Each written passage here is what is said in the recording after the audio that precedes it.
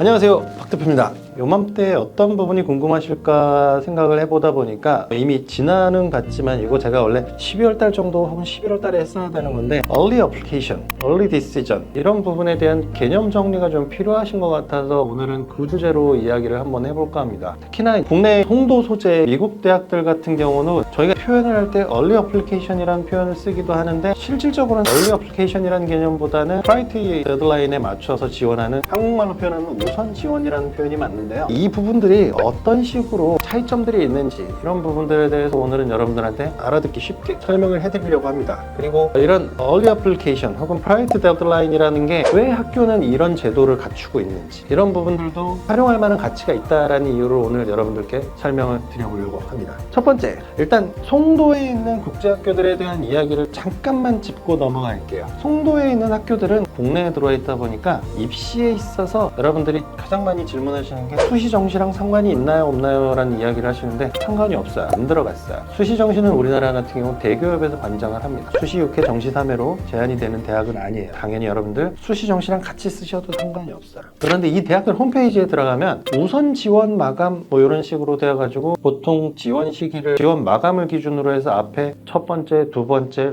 Priority Deadline, Second Priority Deadline 이런 식으로 나뉘어져 있어요. 이게 왜 생겨난 거냐면요. 대학 입장에서는 대학이 가지고 있는 정원 이내의 학생을 효과적으로 채워야 대학의 운영이 잘 됩니다. 그런 이유로 해서 학생들을 좀 미리미리 뽑는 걸 권해요. 여러분들 그런 거예요. 예를 들어 렌트카 계약을 한다던가 혹은 뭔가 달달이 구독료를 내야 되는 서비스를 진행을 할 때 처음에 선수금을 내는 걸 많이들 권장을 하잖아요. 그 이유가 그런 부분이기도 해요. 대학도 좀 뭐랄까요, 원서 접수가 바로 시작함과 동시에 많은 학생들이 좀 들어온 다음에 친구들을 킵해두고 그 다음에 여유있게 학생들을 충원해 나가는 방향을 선택하고 싶어하는 게 대학입니다. 그러다 보니까 First, Second Deadline이라는 걸 주고 가는데 학생들 입장에서는 얘를 잘 활용해 볼 필요가 있어요. 학교 입장에서는 어차피 이맘때 들어오는 아이들은 학교에 대해서 관심이 많다라고 생각을 하기 때문에 조금 더 학생에 대해서 긍정적으로 평가를 할 수 있는 여지도 충분히 있습니다. 이런 부분들을 여러분들이 좀 체크해 보셔야 되는데, 자, 다시 이제 미국 입시로 넘어갈게요. 미국 입시로 넘어가면 이 Priority Deadline이라는 개념보다는 Early Decision 혹은 Early Application이라는 개념으로 나뉩니다. 말 그대로 이때부터는 각각의 제도마다 여러분들이 활용해 볼 수 있는 장단점이라는 게 존재합니다. Early Decision, 쉽게 얘기해서 빨리 디시전을 하는 겁니다. 나 여기 갈 거야 라고 정하는 겁니다.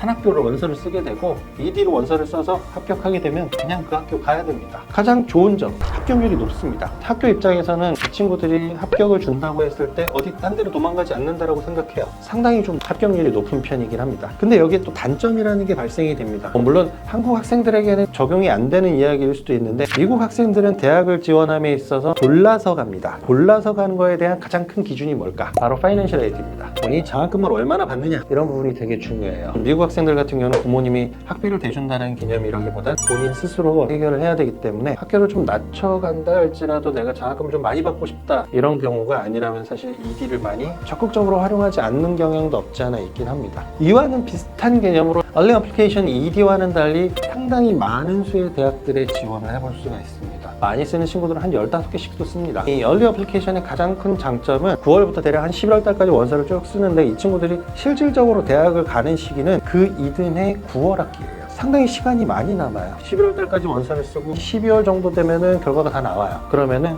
그때 결과 나온 학교들 중에서 하나를 선택해서 가는 겁니다. 어떻게 보면 학생 입장에서 고민할 수 있는 시간이 매우 풍부해요. 그러다 보니까 Early Application 쓰는 이유가 그런 이유라고 보시면 돼요. 그리고 아까 제가 잠깐 말씀을 드렸어요. 아무래도 합격이 가장 중요하잖아요. 떨어질 것 같은 원서 쓰는 게 뭐가 중요해요. 근데 합격률만 봐도 사실은 Early Application, Early Decision을 활용을 꽤나 해볼 만합니다. 레귤러에 비해서 합격률 자체가 대략 3배, 4배 이상 차이가 나기도 합니다. 실제로 지난해 하버드, 스탠퍼드, 코넬, 콜롬비아 이런 학교들 같은 경우가 Early Application, Early Decision을 통한 학생들의 Admission Rate이 대략 한 13%대, 많이 나올 때는 18%대까지 나왔어요. 근데 이 친구들이 Regular Decision에서 넘어온 결과를 보면 거의 합격률이 한 4% 이 정도밖에 안 나옵니다. 그만큼 Early Application, Early Decision이 조금 더 합격률이 높다는 이야기인데 사실 이 자체에도 상당한 함정이 있긴 해요. 그냥 제 이야기를 막 듣다 보면은 얼리 어플리케이션, 얼리 디시전을 넣으면 무조건 합격이 되게 높아진다 라고 생각을 하실지 모르겠는데 이유는 사실 좀 다른 데 있긴 합니다. 이런 얼리 어플리케이션, 얼리 디시전을 넣는 친구들이 대부분 좀 뭐랄까 학업 능력이라든가 기타 나머지 부분들이 상당히 뛰어난 친구들이 많아요. 그러다 보니 좋은 친구들이 들어갔는데 그만큼 합격률이 높을 수밖에 없는 겁니다. 그런 부분도 있고, 물론 여러분들한테 좀 긍정적인 소식이라고 한다면 아까 말씀드렸다시피 학교 입장에서는 미리미리 학생을 좀 충원을 해두고 나중에 좀 레귤러에서 끼워 넣으려고 하는 성향이 강해요. 그러다 보니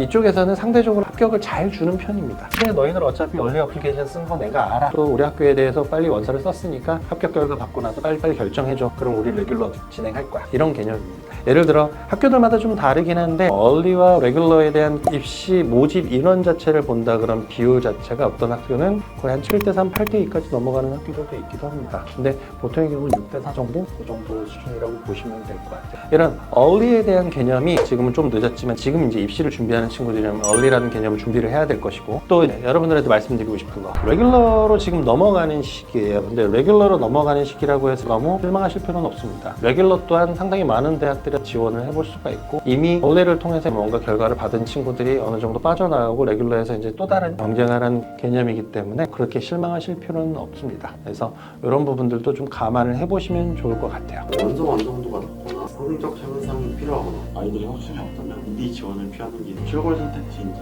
사실 원서 지원의 형태와 관련돼서 입시에서 어떻게 정답이 있겠습니까? 근데 저희는 어쨌든 경험상 말씀을 드리는 거긴 한데, 어느 정도 스스로 준비가 완벽하게 잘 되어 있는 친구라고 한다면 EA, ED 충분히 활용해 볼 만하긴 합니다. 근데 미국 대학이 원서를 쓰는 시점 자체가 EA, ED를 쓰는 시점이 12학년 1학기가 채 끝나지 않은 시점에서 원서를 씁니다. 쉽게 해서 9학년부터 10학년, 11학년 3개 연도에 대한 성적과 그 외 나머지 부분들이 평가가 이루어지는 것인데, 만약에 여러분들이 레귤러로 넘어간다 그러면 여기에 대략 한 학기에 해당하는 본인의 추가적인 성적의 향상이라든가 커리큘러를 활용해 볼 수 있다는 가치가 생깁니다. 그럼 결국 9학년 때부터 충분히 꾸준히 준비해온 친구라면 사실 ED와 EA가 맞을 수밖에 없는 거예요. 그런데 그게 아니라 예를 들어서 유학을 조금 늦게 시작을 했다든가 이런 이유로 해서 성적 향상이 좀 뒤늦게 올라오는 친구, 이런 친구라고 한다면 레귤러를 보는 것도 방법이 될 수 있습니다. 저희한테 오는 학생들 중에서 미국 고등학교에서 이야기하는 SAT라든가 ACT와 같은 스탠다드 테스트의 점수를 확보해 두는 시기가 언제냐면요, 10학년 1학기 정도가 끝났을 때쯤에는 점수를 만들어 두라고 이야기를 합니다. 정말 명문대학을 노리고 있는 친구들 같은 경우는 10학년 1학기가 끝난 뒤에는 적어도 이 스탠다드 테스트를 준비를 하기 위해 시간을 버리는 일이 없도록 하다라고 이야기를 하는데, 그 이유가 그런 거예요. SAT나 ACT 테스트 같은 경우는 시험을 한번 봐두면 그 점수를 본인이 4년 동안 유효하게 활용을 해볼 수가 있습니다. 그 이후의 시간을 본인이 학교에서 GPA에 집중을 한다든가 엑스트라 커리큘러에 집중할 수 있는 시간적인 여유가 발생이 되기 때문이에요. 그러면은 9학년부터 차근차근 잘 준비를 해놓은 친구라면 EA와 ED가 충분히 맞을 수밖에 없는 거죠. 그런데 한국 학생들 중에서 유학을 좀 천천히 혹은 늦게 갔다라는 학생들 같은 경우는 가서 어학 적응도 힘든데 거기에다가 스탠다드 테스트 준비도 하고 GPA 챙기고 엑스트라 커리큘러 챙기고 쉽지 않은 게 사실입니다. 그런 친구들이라고 한다면은 시간적인 여유를 가지시는 것도 권해드리고 싶어요. 물론 최근에 대학들이 이런 뭐랄까 스코어 옵셔널이라고 해서 SAT와 같은 이런 스탠다드 테스트에 대해서 그 부분을 배제하고 학생을 심사하겠다라는 그런 바람도 있긴 하지만 또 그 반대의 바람도 있어요. 어떻게 보면은 코로나로 인해서 잠시 멈추었던 이런 스탠다드 테스트를 다시 한번 적극적으로 검토를 하겠다라는 그런 움직임도 있습니다. 그런 부분들을 감안을 한다고 한다면 여러분들은 지금 상황에서 레귤러를 생각해 보시는 것도 또 하나의 좋은 방편이 되지 않을까라는 생각입니다. 다시 한번 정리를 하면 9학년 때부터 충분히 열심히 준비가 이루어진 학생이라면 EA와 ED를 통해서 선택의 폭을 확실히 넓혀두는 것도 좋을 것 같다. 그러나 좀 시기가 늦었다라고 판단이 된다면 12학년 1학기를 최대한 활용을 해서 여러분들이 할 수 있는 대학에 있어서 합격의 포인트가 될 수 있는 여러분들을 좀 더 추가적으로 보완을 해서 레귤러로 지원하시는 것도 권해드리고 싶다. 이렇게 정리를 해드리고 싶어요. ED 지원 시 12학년 성적이 중요합니다. ED 지원 시에는 11학년 성적까지겠죠? 11학년.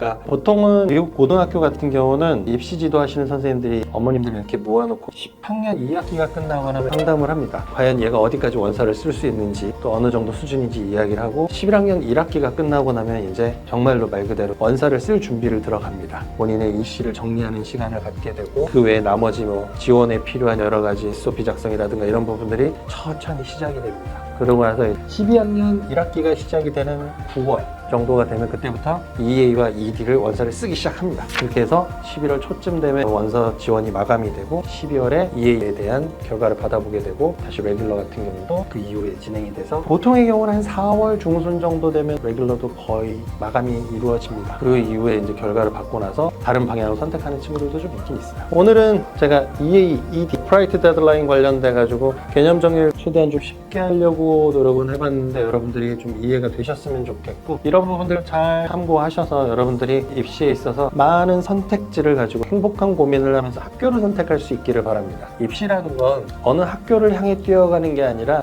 나의 모습을 여러 학교에 보여주고 나서 나를 선택한 대학들 중에서 내가 어떤 대학을 선택할 때 가장 긍정적인 선택을 할 수 있다고 표현합니다. 학교가 나를 선택하는 게 아니라 내가 학교를 선택할 수 있게끔 그렇게 준비를 해야 되는 게 입시입니다. 여러분들 잘 준비하셔서 입시에 꼭 성공하시기 바랍니다. 오늘은 여기까지입니다. 감사합니다. 박 대표였습니다.